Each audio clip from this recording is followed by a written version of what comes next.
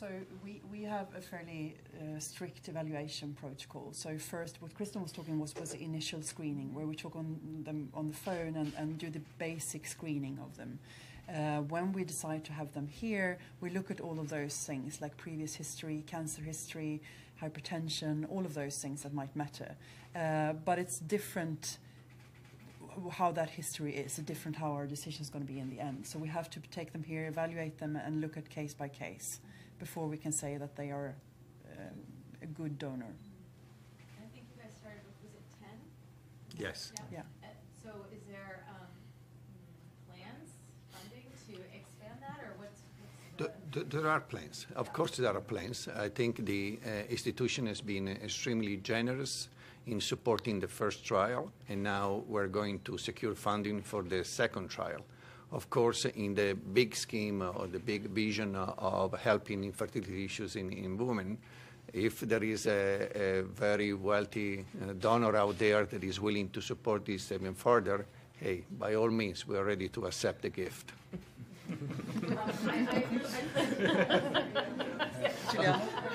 We're passing the hat before you leave.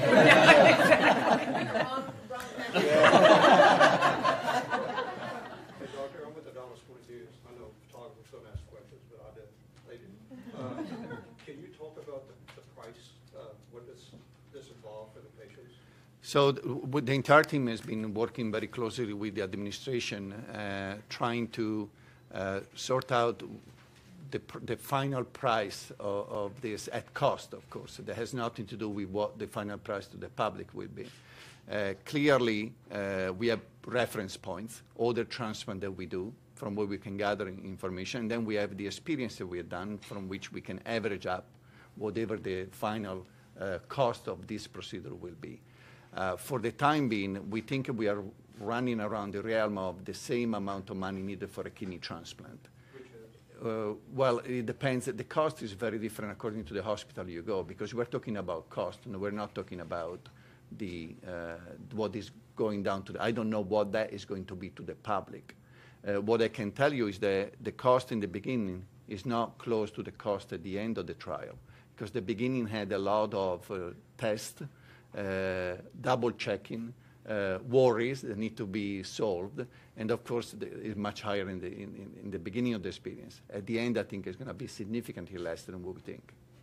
And by the way, as a simple side to that, I don't think that at the end the cost will be so significantly different than what happens today for surrogacy, which is an expensive procedure as well.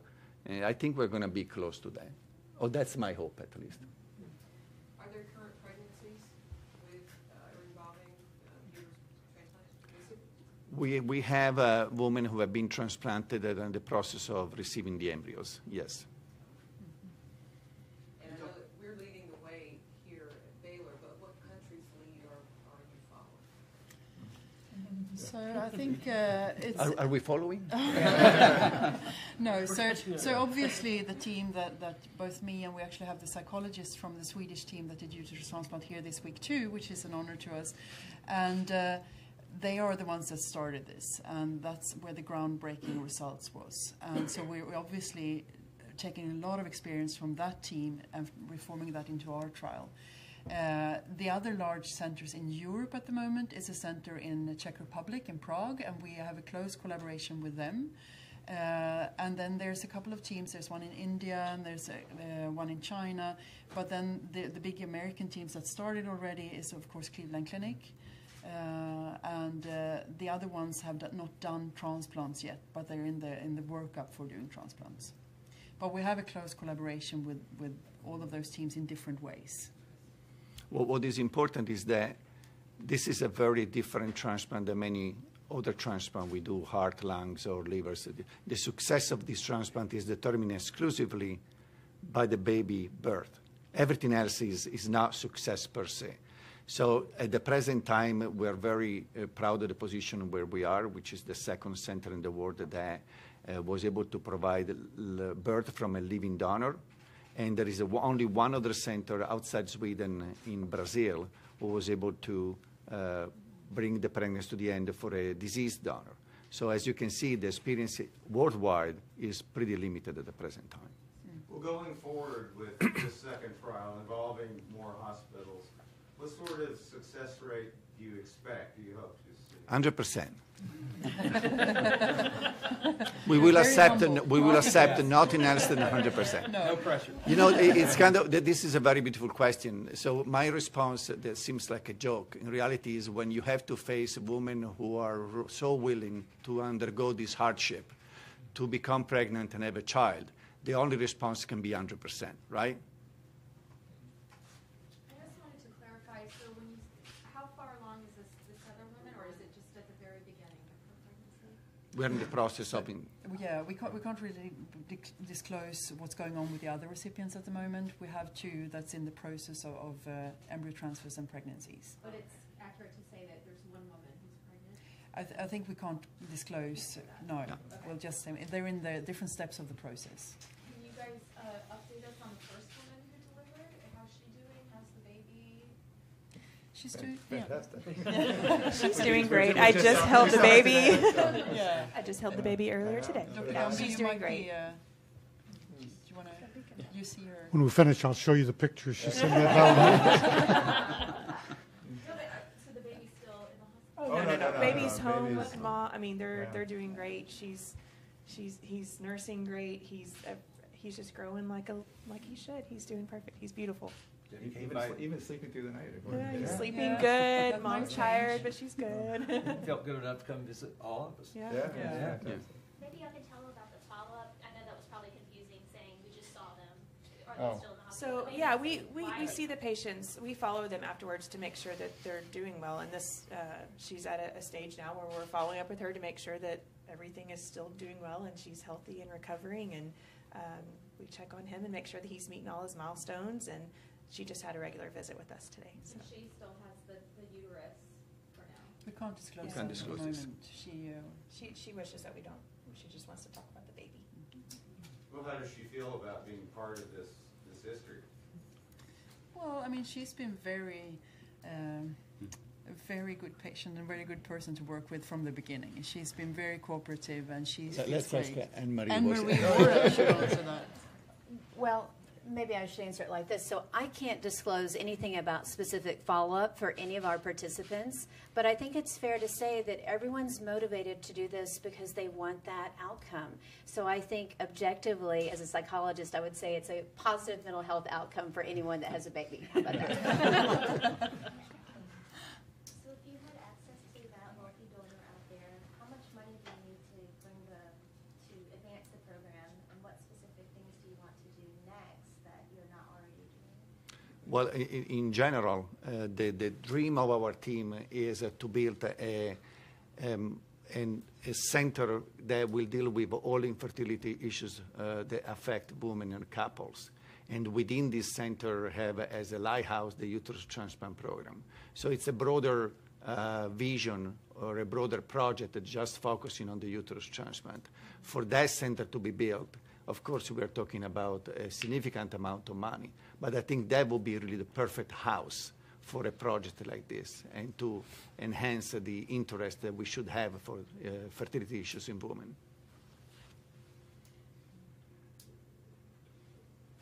Doctor, what sort of drugs do they take, like heart transplants, and do they have to take some sort of drugs? Yeah, Greg, you want to?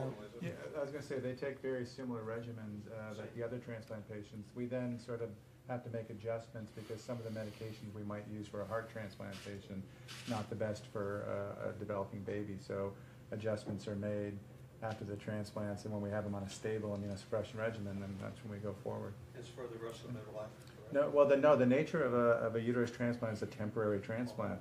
You know, after you've finished having the number of children in our our program, then they remove that because you're trying to minimize the amount of immunosuppression that the woman has to Why face, do you take it out?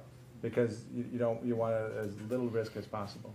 So. Can you go ahead and explain that again? Put that Go on ahead. mic. Say that- Just say go that ahead. Sorry. Go ahead and do it again. You hit it. So, Well, so we first talked about the immunosuppression regimen, and I'd mentioned that the medications are very similar to all the other heart transplants, kidney, liver, but we have to adjust them because not all the other medications we use in other patients are good for developing babies. And so we change them over to a different regimen, and when they're stable, then we can proceed with the transfer. And then the nature of a uterus transplant is it's a temporary transplant. You're taking healthy people and doing a transplant on them, and so you want to minimize the amount of immunosuppression. And so everything, Dr. Testa and Dr. Johansson does is about trying to minimize the amount of immunosuppression that those women are going to face over this period of time and make the risk as small as possible. It's one of the really fascinating parts about this transplant. But then mention also, we take the uterus out. Yes. That means they're on immunosuppression only for a limited period of time. Right. So it's a temporary transplant, yeah. This is what's so different with these uterus transplants compared to any other organ transplant. So once they have had, according to this protocol we have now, we allow up to 2 pregnancies, and then we will remove the uterus. And with that, we also remove the immunosuppression, which also has toxicity and side effects.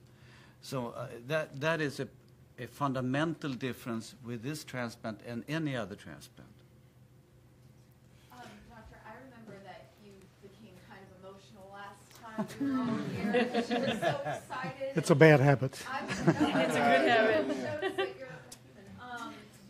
So I'm just wondering, did the same thing happen this time? And will it happen every time, or was the first time just really special? Don't worry, we won't show this mom. Okay. Well, no, it's very exciting every single time. Of course, the first one has a special place in your heart, and you can't replicate a first time again. But it's still just as exciting to that family, and to me, of course, every delivery I do is exciting. So you can't beat that. Just like that first phone call that I get to make. That's the first one we made, incredibly exciting. Second one, incredibly exciting. I want to go back to one. The first phone call you made. About what? The embryo transfer. So once I have the word from the team that it's time to do the embryo transfer, then we prepare them for that. We thaw the embryo and we place it. And then we have to wait 9 days to find out did it work. So it's that phone call when I get the results from my lab and I get to pick up the phone, and it's either a really good, great phone call or it's not. And that happens every day with all of our patients. But these were incredible phone calls to make. Yeah. I did want to go back and add a little bit about the immunosuppressive drugs. In these patients, we have not seen any side effects in the baby. We've been delivering transplant patients here for 30 years, and we used to use other drugs. And some of the babies were a little, what we call growth restricted, so we feel like that the agent we were using maybe did have some effect on the baby's growth, and maybe the kidneys and hypertension and things like that. Even though these drugs can still cause some problems with the kidney and maybe some high blood pressure, we just have not seen that much of that with this, and we've seen no evidence of a problem with the baby's growth or anything. So these 2 drugs seem to be working great for these transplants. And the study design has allowed us to do the embryo transfer earlier than they did in Sweden. So again, just another shortened amount of time that the patient has to be on immunosuppressant. So that's all key in all of our minds. Let's get that pregnancy as quickly as we can. Let's have a great outcome, and then it's time to stop the meds. This is probably a good follow-up to your question. The road to come here has been a very long road. It's now based on something that happened yesterday. And all the knowledge that we have been able to put together in the past 35 years, 40 years, now is coming to play a role in the decision that we make for these patients that I don't even call patients, for these women and their babies. So I think that when we speak about safety, this is very high in our minds and heart, and we try to do every step of the way, the things we do have in mind how to minimize the risks for the mothers and for the babies. And thus far, I think we're doing a good job at that. So I think the future is pretty brilliant. But it comes from decades of working on these things. It doesn't come from an exploit, something that happened just once. And this is really the purpose of a trial. The purpose of the trial is to take the experience and knowledge we have with transplantation going back a long, long time and see how to apply that experience to uterus transplant. And the team here has learned immense amount, not just technical details, but also management details like when to implant the baby, the egg. And the whole purpose for us to not just to work in this trial internally, but also to meet with all the other interested institutions yesterday, is to actually advance the knowledge how to do this the right way today. We are developing a new transplant algorithm that has not been used before. And that's the whole purpose now is then, once we finish this trial with the team, to develop a follow-up trial based on the things we have learned in this trial. To develop it to be a better, more successful and safe procedure. I just want to mention the reasons for these trials. Are there plans to publish any preliminary findings? Well, we have been very active on that. On that, yeah, we have been publishing in the most prestigious scientific journals regarding our experience, the failure, the good, the bads, so that we can share to a broader audience our results. Yeah, I think that was one of the key things. Their first papers was to show what we know that worked and what didn't work, you know, to try to help out everybody else to go different avenues, and that's what the meeting yesterday was for. Very transparent. So. I may have missed this, but did we, or can you guys talk about the height, weight of the baby, and also was she born last month? Yet tall. I just know someone's going to ask me that. Yeah. Do you want to? Well, I can tell you about the second one. The first mom really wants privacy about everything, but the second baby weighed 6'7", which is within a normal size. I don't remember the length. Do you remember, Kristen? I don't remember the length either. How about 19 inches? Everybody? I caught this fish once that... Did she deliver in February? Is that right? Yes. Yes, that's correct. Yeah.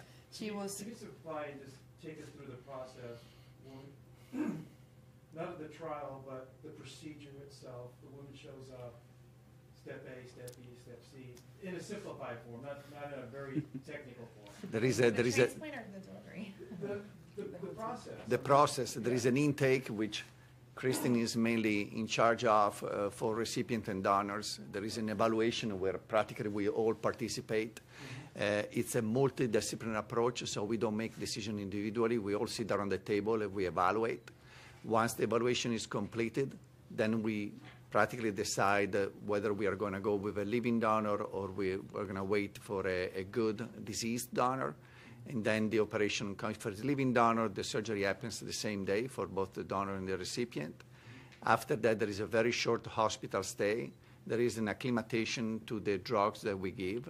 We have been very skilled, I would say, in keeping every possible side effects at bay. And then we start waiting. The waiting is function in terms of first period for the mom, then implantation of the embryo, which is done in a very scientific and precise way, following all the possible rules that we need to follow, and then we start the pregnancy. Pregnancy, we go on into... Where's the embryo coming from? Well, the first, once they're kind of pre-selected, they undergo in vitro fertilization. So we want to have embryos before they have a uterine transplant. So they have to have at least two, what we classify as high-quality embryos that have the correct number of chromosomes, or euploid embryos. And then once that's been accomplished and the embryos have been frozen, then we report back and say, you know, everything looks good. I think this patient's got, you know, some good embryos, and we're ready for to proceed on. But it's the couple's own embryos. It's no Yes. donor eggs or donor sperms. Right. And then in the process, of course, there are biopsies that needs to be done and to assess for a possible rejection. We're blessed that there's not been any issue with that. And it's an intense process. We ask the couples to move to the DFW area because we want to have always control. In the future, will not be this way. But for this period of the trial, definitely we need to have a close control on the mom and of course, on the baby. It's very common that women are having children later. What is the age range for the recipient? So in the first trial we had, we're trying to do the exclusion and inclusion criteria is very strict because you want to have the best outcome you can have for the participants. So in our first trial, it's been an age limit of 20 to 35 years for recipients. How does this change the larger scope of organ transplantation, organ donation? Because I don't think people generally think of a uterus as something that, God forbid, someone dies and here, take my uterus. But, Right. But this is sort of changing that for a lot of people now. One very interesting part about this, I mean, there's so many fascinating things, but the uterus transplant is one of those transplants where someone gives up an organ after they've finished using it, that they've decided, I no longer need this organ, I would like somebody else to have it. With a kidney transplant, you're giving away a functioning kidney that you would otherwise be using, and so it's a little bit different of a kind of a concept, but that may open the door to a lot more donation in the future because people might, say, I don't, and when I say people, I mean women might say, I don't want to use my uterus anymore and I would like somebody else to have it. But it's a big catalytic, you're right. And then the other thing is also the organ bank for disease donation has been a big ally since the get-go for this trial. And Tiffany, who's been in, with Lisa, they've been leading the procurement team, has been really working close with the organ bank. So there is a process that the organ bank has to approach family to ask whether they are willing to donate or not. And if they have within our criteria a donor that may potentially donate a uterus, then the question will be asked. So it's new, but we have had a very good response from, again, the existing process for donation and for organ transplantation. How long is it, sorry, this is a technical question, but how long, is it one of those organs where you kind of need to rush things, or is it? Like all of them. Yeah. Like all of them. right. Yeah, like all of them. We don't know exactly. Quick shelf life. Yeah, I mean, we don't have the kind of data that we have on livers and kidneys is how long can we leave a uterus kind of on the cold ice, and so we've been doing them sort of immediately afterwards. So that data will come as more and more trials are done. So essentially, we put them in as soon as we retrieve them from the donors. One question I often get asked after I've written about the transplants is about transgender and if this could be a possibility for that community in the future. And I have no idea how to answer that, and I just wonder what your thoughts are. Well, it's very comforting you have no idea how to answer that because honestly it's something that from a scientific point of view at the present time we already have so many answers to questions that we still don't know for women. And I bet that in the future this will be something that somebody will explore. For the time being, it's already difficult as it is.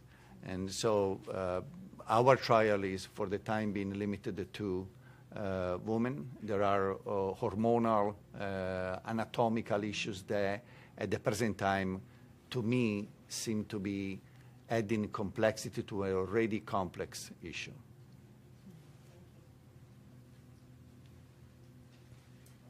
Thanks for asking that question. I didn't really want to. It is complicated. But I see in the future it could be possible, right? Well, at this point, the trial, to be included in the trial, the candidate, the woman, has to have functioning ovaries. That's a fundamental requirement.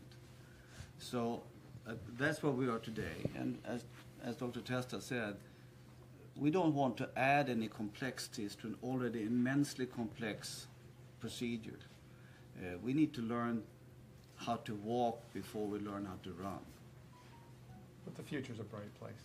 So. But of course, you know, I can see couples out there seeing this and going, wow, will that be possible for us? And I think the simple answer to that is that we don't know yet. And we're not doing any research in that area at the moment. I know before y'all run, and I know, I don't know if anybody's got any more questions, but I'd love to get your names one more time if possible. Okay. Can we pass the microphone across while you're saying? Yeah, we're starting just so we're all in order. Okay. Okay, I'm Dr. Anne Marie Warren, clinical psychologist. Dr. James Mitchell from Transplant Pathology. Dr. Zach Rubio, High Risk Obstetrics.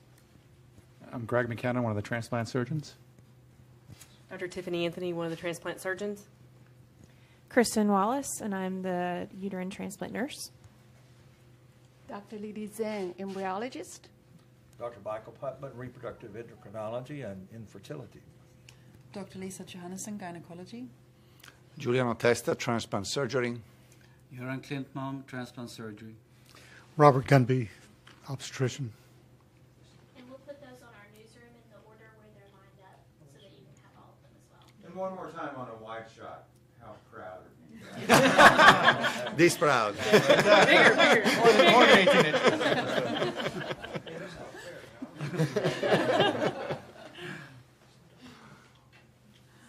Thank you all. Thank you all very much.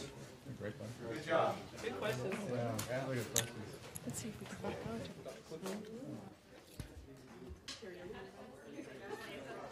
The Swedish national anthem. Go.